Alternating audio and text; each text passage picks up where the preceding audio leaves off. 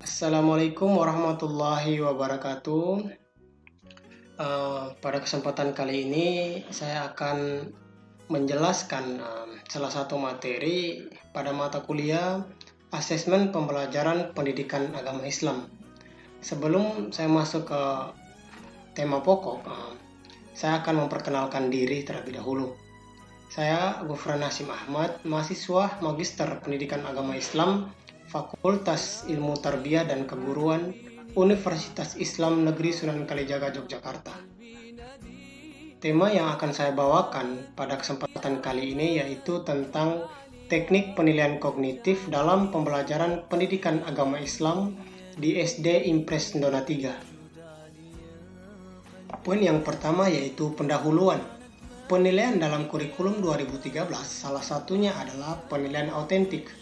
Penilaian autentik memiliki beberapa teknik penilaian. Salah satunya adalah teknik penilaian pada ranah kognitif atau pengetahuan. Nah, aspek kognitif dalam pendidikan Islam merupakan bagian integral yang membutuhkan teknik penilaian tersendiri. Fungsinya untuk mengukur sejauh mana tingkat pemahaman peserta didik terhadap materi yang diberikan. Nah, yang menjadi fokus pada pembahasan kali ini yaitu ingin mengungkapkan ruang lingkup teknik penilaian pada aspek pengetahuan. Kedua, teknik penilaian pada aspek pengetahuan yang digunakan guru pendidikan agama Islam di SD Impres Ndona 3. Dan yang ketiga, kelebihan dan kekurangan dalam pelaksanaan teknik penilaian pada ranah kognitif yang digunakan guru pendidikan agama Islam di SD Impres Ndona 3. Kemudian metode penelitian. Nah, jenis penelitian yang digunakan dalam penelitian ini adalah penelitian kualitatif dengan pendekatan deskriptif. Nah, lokasi yang digunakan yaitu di SD Impres Ndona 3, Kabupaten Ende, Nusa Tenggara Timur. Kemudian kita masuk kepada poin pembahasan. Nah, ada 3 poin pembahasan yang akan diungkapkan pada kesempatan kali ini, yaitu yang pertama, ruang lingkup penilaian autentik pada ranah kognitif, dan yang kedua, teknik penilaian ranah kognitif dalam pembelajaran pendidikan agama Islam di SD Impres Ndona 3, dan yang ketiga, kelebihan dan kekurangan. Sebelum masuk kepada poin pembahasan, saya ingin mengungkapkan apa arti dari asesmen. Nah, asesmen merupakan suatu program atau upaya untuk mengumpulkan atau mengelola informasi atau kegiatan untuk menggambarkan kemampuan peserta didik secara keseluruhan, baik dalam ranah pengetahuan, keterampilan, dan juga sikap. Masuk kepada poin pembahasan yang pertama yaitu tentang ruang lingkup teknik penilaian ranah kognitif. Penilaian kompetensi pengetahuan merupakan penilaian yang dilakukan oleh guru untuk mengukur tingkat pencapaian peserta didik. Nah, dalam melakukan teknik penilaian ranah kognitif itu mengacu pada taksonomi Bloom. Nah, adapun tingkatan-tingkatan pada taksonomi Bloom yaitu tingkatan yang pertama yaitu pengetahuan, pemahaman, aplikasi, analisis, sintesis, dan juga evaluasi. Tingkatan yang pertama yaitu pengetahuan atau C1 merupakan tingkatan atau proses berpikir yang paling rendah. Pada fase ini, kemampuan peserta didik untuk mengingat informasi dari materi yang baru saja dipelajarinya tanpa mampu mengetahui, memahami, atau menerapkan istilah, fakta, alasan, ide, dan metode. Kemudian tingkat yang kedua yaitu tingkat pemahaman. Pada tingkatan ini mencakup hal-hal yang perlu dipahami oleh peserta didik terhadap materi yang diajarkan. Dengan kata lain, peserta didik dapat memahami, menerjemahkan, menafsirkan, dan memecahkan masalah dengan menggunakan gaya bahasanya sendiri. Dan yang ketiga yaitu tingkatan aplikasi atau C3. Pada tingkatan ini, peserta didik harus mampu menerapkan keterampilan pengetahuannya dengan memberikan ide, gagasan umum, metode, prinsip, teori, dan rumus belajar yang dapat diterapkan pada kondisi dan situasi lain. Aplikasi ini adalah tingkat proses berpikir yang paling tinggi daripada pemahaman. Dan yang keempat yaitu tingkatan analisis atau C4. Pada tingkat analisis, peserta didik harus mampu menguraikan atau menganalisis informasi menjadi bagian yang lebih sederhana agar dapat mengidentifikasikan memahami pola dan hubungan antara satu elemen dengan elemen lainnya. Analisis adalah tingkat proses berpikir yang lebih tinggi daripada aplikasi. Dan yang kelima yaitu tingkatan sintesis atau C5. Pada tahap ini, peserta didik memiliki kemampuan untuk berpikir yang merupakan kebalikan dari proses berpikir analitis. Sintesis adalah proses menggabungkan bagian elemen secara logis menjadi pola yang terstruktur atau membentuk pola baru. Berpikir sintesis adalah tingkat proses berpikir yang lebih tinggi daripada berpikir analitis. Kemudian tingkat evaluasi. Tingkat evaluasi atau C6, penilaian adalah kemampuan untuk berpikir tentang suatu situasi, nilai atau ide. Misalnya, jika seseorang menghadapi beberapa opsi, mereka dapat memilih salah satu opsi terbaik berdasarkan tolak ukur atau kriteria yang ada. Kemampuan mengevaluasi juga dapat diartikan sebagai ukuran dan penilaian baik dan buruk, benar dan salah, berguna dan tidak berguna. Berdasarkan 6 uraian tingkat kognitif tersebut, kemampuan peserta didik dapat dibagi menjadi 2 tingkatan, yaitu tingkat rendah dan tingkat tinggi. Keterampilan atau kemampuan pada tingkat rendah terdiri dari pengetahuan, pemahaman, dan aplikasi, sedangkan tingkat tinggi meliputi analisis, sintesis, dan evaluasi. Kemudian masuk kepada poin pembahasan yang kedua, yaitu teknik penilaian pada ranah kognitif pada pembelajaran pendidikan agama Islam di SD Impres Ndora 3. Nah, teknik penilaian yang digunakan guru pendidikan agama Islam di SD Impres Ndora 3 meliputi 3 bentuk, yaitu tes tulis, tes lisan, dan juga penugasan. Nah, sebelum masuk kepada pembahasan atau penjelasan dari ketiga bentuk, yaitu tes tulis, tes lisan, dan juga penugasan, saya akan terlebih dahulu menjelaskan apa itu tes. Tes atau pengujian adalah alat atau prosedur yang sistematis dan objektif untuk memperoleh data atau informasi yang diperlukan tentang seseorang dengan cara yang tepat.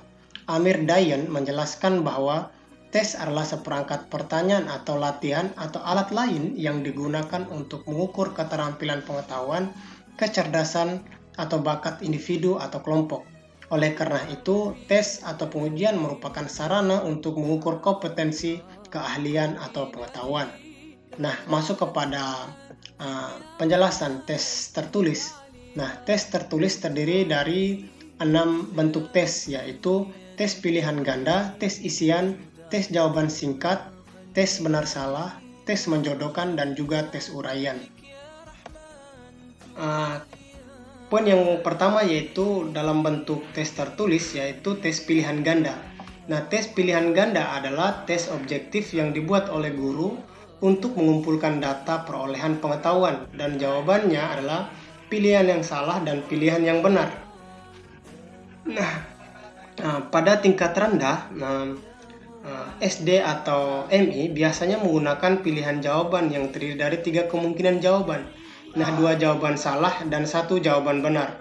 Contohnya, guru memberikan beberapa soal dengan beberapa pilihan jawaban yang salah 1 jawabannya benar. Kemudian, peserta didik mengerjakan soal dengan memilih jawaban yang menurutnya benar. Kemudian bentuk tes tertulis yang kedua yaitu tes isian. Tes isian adalah tes untuk menentukan hasil belajar dengan tujuan memperoleh informasi tentang tingkat pengetahuan peserta didik dalam bentuk memori dengan mengisi kalimat yang belum selesai yang dibuat oleh guru. Contohnya, guru memberikan beberapa soal seperti Quran Surat Al-Kafirun terdiri atas titik-titik ayat. Kemudian peserta didik memberikan jawabannya untuk melengkapi titik-titik yang telah disediakan oleh guru. Kemudian bentuk tes tertulis yang ketiga yaitu tes jawaban singkat. Tes jawaban singkat adalah tes tertulis di mana guru menjelaskan kepada peserta didik yang membutuhkan jawaban singkat. Bentuk tes tertulis ini cocok untuk mengukur memori atau kemampuan pengetahuan yang tersimpan. Contohnya, guru memberikan pertanyaan seperti salah satu larangan yang terkandung dalam Quran Surat Al-Ma'idah ayat 3 adalah titik-titik. Kemudian peserta didik memberikan respon secara singkat. Kemudian bentuk tes tertulis yang keempat yaitu tes benar salah. tes benar salah adalah salah satu alat yang dapat digunakan guru untuk mendapatkan informasi tentang tingkat pengetahuan peserta didik dengan memilih benar atau salah terhadap apa yang telah dikatakan atau pernyataan yang telah disiapkan oleh guru. Contohnya, guru memberikan pernyataan, "Dan aku tidak pernah menjadi penyembah apa yang kamu sembah," adalah arti dari Quran Surat Al-Kafirun ayat 4. Kemudian peserta didik memberikan jawaban dengan cara menentukan apakah pernyataan atau pertanyaan tersebut benar atau salah. Kemudian tes tertulis yang kelima yaitu tes menjodohkan. Tes menjodohkan merupakan alat penilaian hasil belajar pengetahuan yang dapat digunakan guru untuk menguji kemampuan peserta didik dalam mencapai hasil belajar pengetahuan dengan cara memilih jawaban yang sesuai dengan pernyataan yang dibuat oleh guru sesuai materi. Nah, seperti contoh di bawah ini merupakan contoh teks atau tes menjodohkan. Kemudian bentuk tes tertulis yang keenam yaitu tes uraian. Tes uraian adalah alat untuk menilai hasil belajar pengetahuan dan untuk menguji wawasan peserta didik. Pertanyaan-pertanyaan ini memungkinkan peserta didik untuk mengeksplorasi berbagai jawaban secara bebas, tetapi dibatasi oleh instruksi untuk memecahkan masalah. Contohnya, guru memberikan pertanyaan, "Jelaskan asbabun nuzul diturunkannya Quran Surat Al-Kafirun." Kemudian peserta didik memberikan jawaban dengan menjelaskan secara tepat dan benar sesuai dengan waktu yang telah ditentukan. Kemudian bentuk tes yang kedua yaitu tes lisan. Setelah tes tertulis, sekarang ini tes lisan. Tes lisan adalah tes yang mengukur tingkat kemampuan khususnya pengetahuan di mana guru bertanya langsung kepada peserta didik secara lisan dan peserta didik menjawab atau merespon secara langsung dengan gaya bahasanya sendiri. Jawaban tes lisan dapat berupa kata, frasa, kalimat, atau paragraf. Tes lisan dapat dilakukan untuk mengevaluasi diskusi, tanya jawab, dan percakapan. Tes lisan bertujuan untuk menguji perolehan pengetahuan, untuk mempromosikan pendapat yang berani dan meningkat pembelajaran, kepercayaan diri, dan keterampilan komunikasi yang efektif. Selain tes tertulis dan tes lisan, ada juga bentuk penugasan. Penugasan merupakan pemberian tugas kepada peserta didik untuk mengukur dan membantu mereka dalam memperoleh atau memperluas pengetahuannya. Sebagai metode, penugasan atau tugas bertujuan untuk meningkatkan pengetahuan yang diberikan sebelumnya, selama atau setelah proses pembelajaran. Tugas dapat dilakukan secara individu atau kelompok, tergantung pada karakteristik tugas tertentu yang dilakukan di sekolah atau di rumah. Selain tes tertulis, tes lisan, dan juga penugasan yang dilakukan oleh guru pendidikan agama Islam di SD Impres Dora 3, guru-guru tersebut juga melakukan dalam bentuk pre-test dan juga post-test. Pre-test dilakukan sebelum pelajaran dimulai dan bertujuan untuk mengetahui kemampuan peserta didik dalam memperoleh materi, baik pengetahuan dan juga keterampilan yang dikomunikasikan. Dalam hal ini, fungsi dari pre-test adalah untuk membandingkan hasil dari pre-test dengan hasil dari post-test dan kemudian pemeriksa keefektifan pembelajaran. Post-test yaitu tes terakhir di setiap kelas. Post-test digunakan untuk mengetahui seberapa baik seseorang peserta didik telah mencapai bahan ajar, baik dalam bentuk pengetahuan dan juga keterampilan setelah melakukan kegiatan pembelajaran. Sebagai bagian dari kegiatan penyusunan soal di SD Impres Dora 3, dibuat tidak hanya oleh lembaga itu sendiri, tetapi juga antar lembaga. Ada soal tes yang dibuat oleh guru yang memegang mata pelajaran pendidikan agama Islam atau guru yang mengampu mata pelajaran tersebut, seperti soal ulangan harian, soal latihan, dan juga penyusunan soal yang dibuat oleh tim penulis atau guru mata pelajaran di sekolah masing-masing atau beberapa sekolah yang bekerja sama, seperti MGMP atau musyawarah guru mata pelajaran dan juga KKB atau kelompok kerja guru.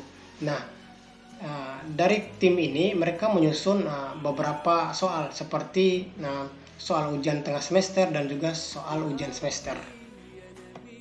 Hasil belajar yang dicapai peserta didik melebihi KKM berarti peserta didik tersebut telah berhasil memperoleh kemampuan yang telah ditentukan. Sebaliknya, jika peserta didik tidak mencapai nilai KKM, Hal ini berarti peserta didik tersebut belum menuntaskan kemampuan yang telah ditentukan. Peserta didik yang belum memperoleh ketuntasan harus mengikuti remedial sampai melebihi KKM yang telah ditentukan. Untuk mata pelajaran pendidikan agama Islam di SD Impres 03, nilai peserta didik harus melebihi kriteria yang ditentukan dan harus diperbaiki jika nilai tidak memenuhi kriteria. Kemudian poin kekurangan dan kelebihan. Kekurangannya yaitu guru masih belum cukup baik dalam melakukan penilaian autentik. Guru masih bingung dalam memilah dan memilih dari ketiga aspek penilaian, sikap, keterampilan, dan juga pengetahuan. Penggunaan instrumen yang kurang tepat, waktu yang digunakan terbatas karena penilaian ini dilakukan bersamaan dengan proses belajar, dan lain sebagainya. Kemudian kelebihannya, guru dapat mengidentifikasi materi. Dalam penilaian autentik, guru dapat mengukur keberhasilan pencapaian peserta didik bukan hanya pada aspek pengetahuan, melainkan juga pada aspek keterampilan dan juga sikap, baik sikap sosial dan juga spiritual. Poin yang terakhir yaitu kesimpulan. Adapun teknik penilaian yang dilakukan guru pendidikan agama Islam di SD Impres 03 pada ranah kognitif atau pada bidang pengetahuan ialah dengan beberapa bentuk penilaian, yaitu penilaian pada tes tertulis, tes lisan, dan juga penugasan. Dalam penilaian tes tertulis, guru pendidikan agama Islam di SD Impres 03 melakukan penilaian dengan cara memberikan soal tes pilihan ganda, soal tes isian, tes benar salah, tes jawaban singkat, tes menjodohkan, dan juga tes uraian. Nah, selain tes tertulis, tes lisan, dan juga penugasan, guru pendidikan agama Islam di SD Impres 03 juga memberikan penilaian dalam bentuk pretest dan juga post-test. Itu saja yang bisa saya sampaikan pada kesempatan kali ini. Jika ada kesalahan, kekurangan, saya mengucapkan permohonan maaf yang sebesar-besarnya. Saya tutup presentasi pada kesempatan kali ini. Wabillahi taufik wal hidayah. Wassalamualaikum warahmatullahi wabarakatuh.